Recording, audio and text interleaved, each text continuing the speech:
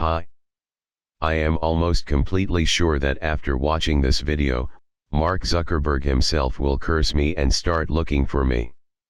After all, I'm going to penetrate the holy of holies into our brains and talk about why so many people around the world depriving themselves of live communication with loved ones and refusing to achieve important goals, spend days and nights on social networks.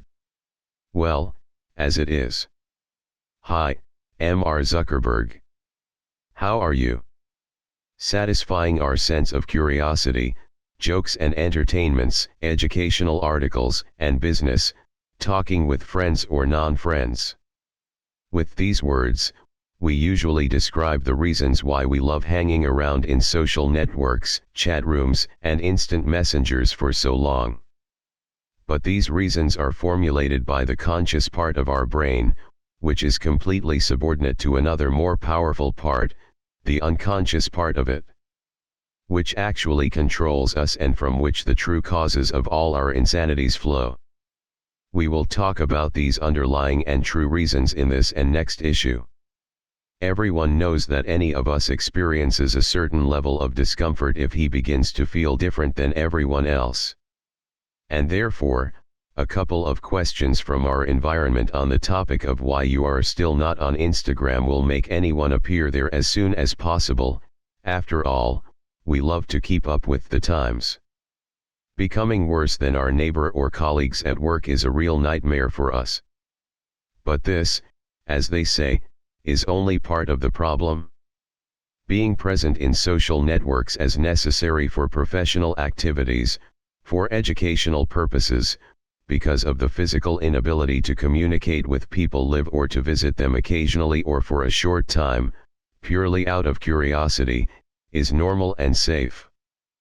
But the transfer to the virtual world of a tangible part of one's life, which over time has become a psychological dependence in the long run, does not bring absolutely any benefits.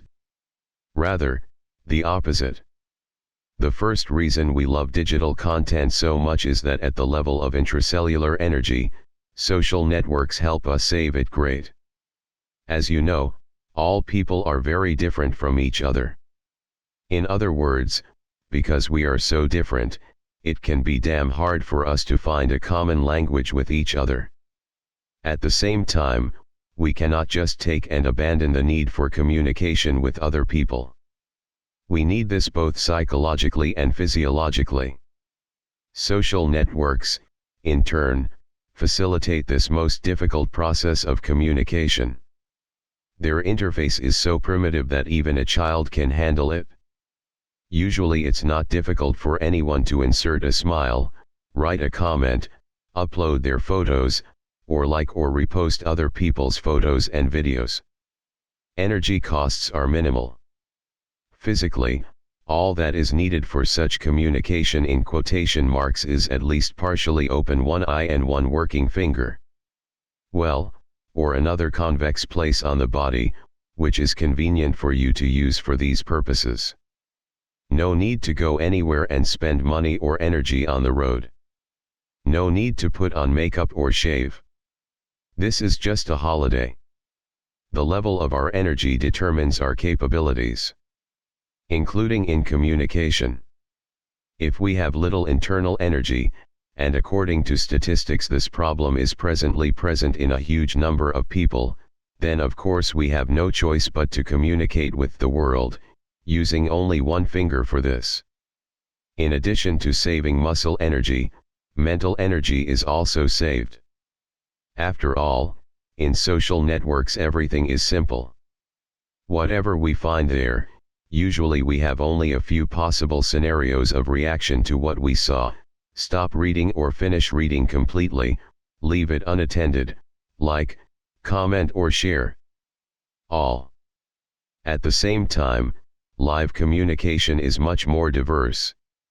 Countless scenarios for the development of events in the real world require far from primitive communication skills, and not everyone can have both mental and physical strengths for this. In social networks it's easier to concentrate.